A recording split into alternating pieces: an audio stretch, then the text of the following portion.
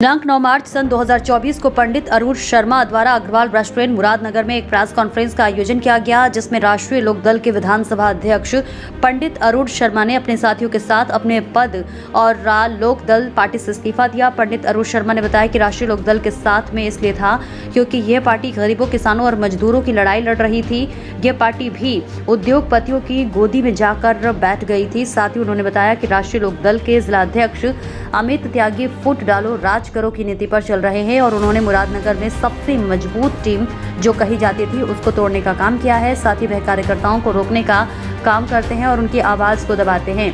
पंडित अरूण शर्मा ने बताया कि राजनीति उसूलों की और विचारधारा की होती है और जब यही न रहे तो राजनीति ही क्या। उन्होंने बताया कि मैं पिछले 4 साल से राष्ट्रीय लोकदल में विधानसभा अध्यक्ष के पद पर नियुक्त हूं और मैंने 4 जिला अध्यक्षों के कार्यकाल में काम किया है। सभी ने मुझे आगे बढ़ाया और मेरा साथ दिया। साथ ही सभी कार्यकर्ता वो की भावनाओं को समझा और उनकी एक आवाज पर खड़े होने का काम किया, लेकिन जिला अध्यक्ष ने हमारे पूरे जिले की टीम को ध्वस्त कर दिया है। किसी भी कार्यकर्ता की आवाज उठाने के लिए तैयार नहीं है, हमेशा सभी को पीछे खींचने का काम किया और इसी के साथ पंडित अरूण शर्मा के साथ लोकदल से इस्तीफा निम्न लोगों ने दिया, जिसमें रेवती शरण बिस्वाल, बशीरुद्दीन, जितेंद्र जाटो, उमेदपाल नायक, सुनील शर्मा, अभिषेक शर्मा, ब्रिजेश कुमार जाटो, सरफराज अलवी, मोहित शर्मा, तुषार शर्मा आदि लोगों ने पार्टी पद से इस्तीफा दे दिया है।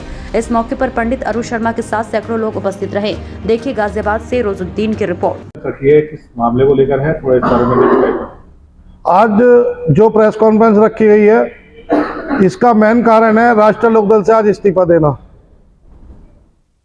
मैं आज अपने पद से और राष्ट्रीय लोकदल से इस्तीफा दे रहा हूं। आप राष्ट्रीय लोकदल पार्टी में किस पद पर थे?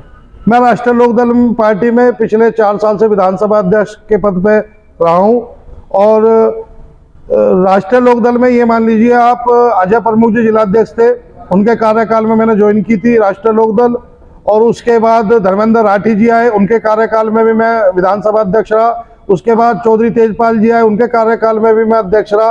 अब अमित त्यागी जी आए हैं, इनके कार्यकाल में भी मैं अध्यक्ष हूं, लेकिन काम करना आज बहुत ही टिपिकल हो रहा है। इनके क्या रीजन है जो आप है आरएलडी से इस्तीफा दे रहे हैं? रीजन तो बहुत सारे हैं जो इस्तीफा दिया जा रहा है, लेकिन मेन रीजन अब जो है पिछले जब से अमित त्यागी जी जिलाध्यक्ष बने जब से काफी घुटन हो रही थी, जिसका कारण है अमित त्यागी जी जो हमारे जिलाध्यक्ष बने हैं ना ही तो ये कार्यकर्ताओं की सुनते हैं और ना ही उन्हें कहीं आगे बढ़ाते हैं। उनका काम है फूट डालो राज करो, जैसे कि पहले अंग्रेजों के शासन में हुआ करता था कि आपस में फूट डाल के राज करना हुआ करता था।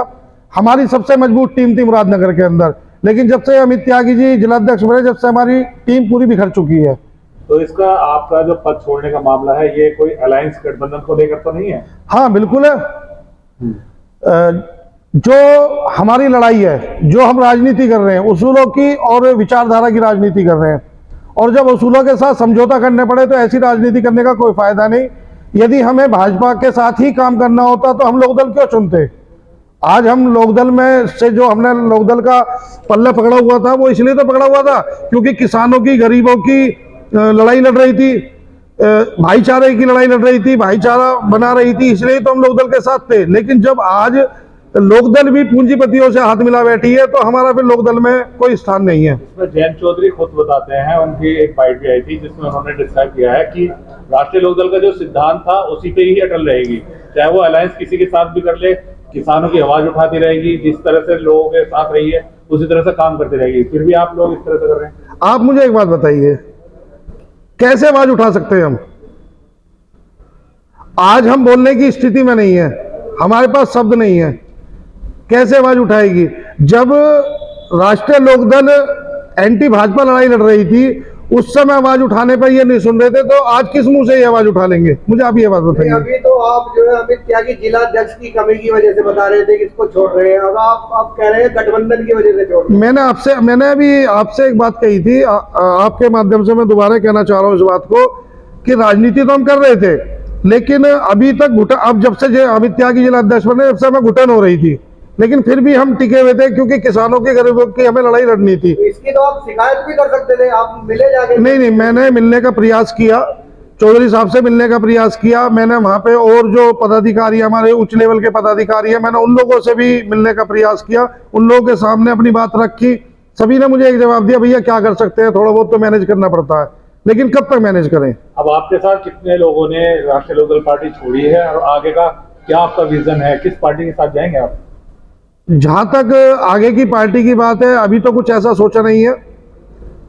आगे सोचेंगे तो सबसे पहले आप लोगों के सामने ये बात आएगी, सबसे पहले आप लोगों को सूचना मिलेगी। बाकी अभी मेरे साथ जो है करीब आप देख रहे हैं 20 लोग जो पदाधिकारी हैं पार्टी में, वो लोग मेरे साथ पार्टी छोड़ रहे हैं। तो उन सभी की शिकायत जिलाध्यक्ष को लेकर ही है? हाँ, कुछों की शिकायत जिलाध्यक्ष को लेकर है क्योंकि वो पीड़ित है। अभी हमारे ये अभिषेक भाई है, ये हमारी विधानसभा में विधानसभा सचिव भी है और साथ साथ पावर लिफ्टिंग एसोसिएशन के जिला सचिव भी हैं, अभिषेक शर्मा। इनकी एक पीड़ा है। अभी कुछ दिन पहले इनका एक झगड़ा हो गया था, कुछ लोगों ने इनके घर में घुस के इनके साथ मारपिटाई करी, और मारपिटाई ही नहीं की, इनके पास धारदार हथियारों से इनके ऊपर हमला किया, इनके सिर में चोटें आई। हमने इस चीज की ये बात अपने जिलाध्यक्ष के सामने रखी, अध्यक्ष जी ऐसे ऐसे हमारे पदाधिकारी के साथ दिक्कत है और आप एक बार हमारे साथ थाने में चलिए, इसकी सुनवाई नहीं हो रही है। क्योंकि वो लोग भाजपा के कुछ नेताओं से मिले हुए थे, उनकी सुनवाई हो रही थी। तो हमारे जिला अध्यक्ष ने बिल्कुल 10 बार फोन करने के बाद भी, 10 बार बुलाने के बाद भी हमारी इस बात पर विचार नहीं किया और आने का कष्ट नहीं किया। एक यही मामला नहीं है, इससे पहले भी 2-3 मामले हो चुके हैं कि हमने उन्हें बुलाया और वो नहीं आए। और प्लस जैसा कि मैंने आपको बताया कि वो फूट डालो राज करो वाली नीति पर चल रहे हैं, और उस नीति के साथ हम उनके साथ नहीं काम कर सकते, उनके नीचे हम काम नहीं कर सकते। जिस तरह जिलाध्यक्ष अमित त्यागी के ऊपर आप आरोप लगा रहे हैं जी, क्या लगता है इस तरह से पार्टी पे और भी बातचीत सामने आई है आला कमान के सामने या नहीं? नहीं, बिल्कुल आई होंगी, क्योंकि एक मैं ही पीड़ित नहीं हूं, बहुत सारे लोग पीड़ित हैं। बाकी फर्क केवल इतना है कि मैंने कहने की हिम्मत की है, उन लोगों की कहने की हिम्मत नहीं बन पा रही। हाँ, हमारे जो नेता हैं जयंत चौधरी जी, हमने उनके सामने अपनी बात कई बार रखने का प्रयास किया है, और लोगों ने भी उन तक अपनी बात पहुंचाई है, लेकिन उन्हें वहां पे रोक दिया जाता है। अगर आला कमान जिलाध्यक्ष जी को हटाकर किसी और को नियुक्त करते हैं तब आपकी वापसी होगी? नहीं जी, बिल्कुल नहीं होगी। उसका कारण, सबसे बड़ा कारण यह है कि चलो हम अपने मन को समझा रहे थे, जब इन्होंने गठबंधन कर लिया था, हम जैसे तैसे अपने मन को समझा रहे थे, ठीक है, लेकिन हमारे दिल को सुकून नहीं मिला जिस दिन से चौधरी साहब ने भाजपा से गठबंधन किया, उस दिन से। आप उस चीज से क्या इत्तेफाक रखते हैं जिस तरह से मोदी जी ने चौधरी चरण सिंह जी को भारत रत्न का नामित किया है? देखो, चौधरी चरण सिंह जी केवल जयंत चौधरी जी के दादा नहीं थे। चौधरी चरण सिंह हमारे जैसे बहुत सारे युवाओं के, जो गरीबों के, किसानों की लड़ाई लड़ना चाहते हैं, उनके आदर्श थे।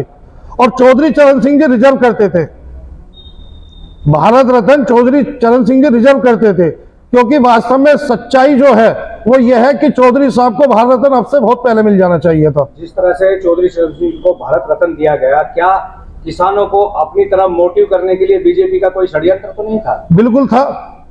इस समय पे यदि इतना इन्हें आ रहा था कि चौधरी चरण सिंह को, इन्हें दिखाई दे रहा था कि चौधरी चरण सिंह को भारत रत्न देना चाहिए और वो रिजर्व करते हैं, तो ये 9 साल से इनकी सरकार है, अब से पहले इन्होंने क्यों नहीं सोचा? लेकिन जब अब इन्होंने ये देखा कि किसानों की लड़ाई जो जयंत चौधरी लड़ रहे हैं, टोटल किसान और गरीब तबका जो है चौधरी साहब से जुड़ रहा है, तो इन्होंने क्या काम किया?